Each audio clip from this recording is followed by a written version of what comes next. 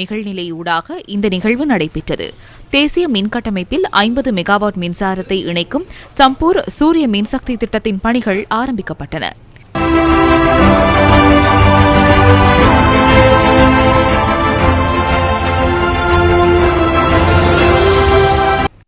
இந்தியாவின் NTPC limited மற்றும் இலங்கை மின்சார சபை ஆகியவற்றின் கூட்டு முயற்சியாக சம்பூர் சூரிய மின் நிலையம் அமைக்கப்படவுள்ளது.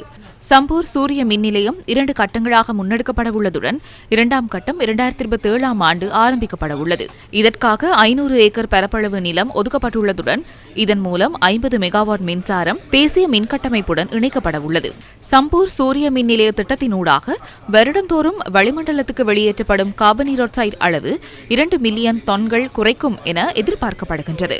இதேவேளை வெப்பநிலை, ஈரப்பதன் ஆகியவற்றை கட்டுப்படுத்தக்கூடிய தம்புள்ளை விவசாய களஞ்சிய கட்டட தொகுதி ஜனாதிபதி மற்றும் இந்திய பிரதமரின் தலைமையில் திறந்து வைக்கப்பட்டது.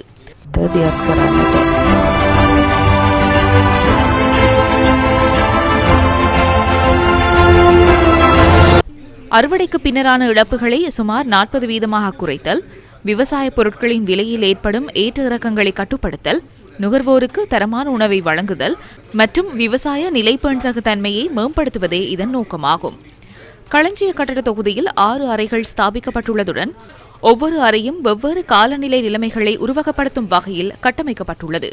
களஞ்சிய கட்டட தொகுதிகளை ஸ்தாபிப்பதற்காக 524 மில்லியன் ரூபாய் செலவிடப்பட்டுள்ளதுடன் அதில் 300 மில்லியன் ரூபாய் இந்திய அரசாங்கத்தின் நன்கொடையாகும். இதேவேளை 5000 மதஸ்தலங்களின் கூரைகளில் சூரிய மின்கலங்களை நிறுவும் திட்டமும் இன்று நிகழ்நிலையூடாக திறந்து வைக்கப்பட்டது.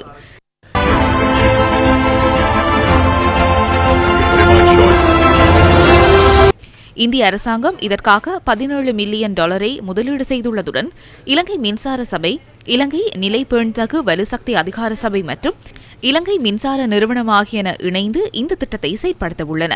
இதனூடாக நாட்டின் மின்சக்தி கட்டமைப்பில் 25 மெகாவாட் சூரிய மின்சக்தி திறனை இணைக்க எதிர்பார்க்கப்படுகின்றது.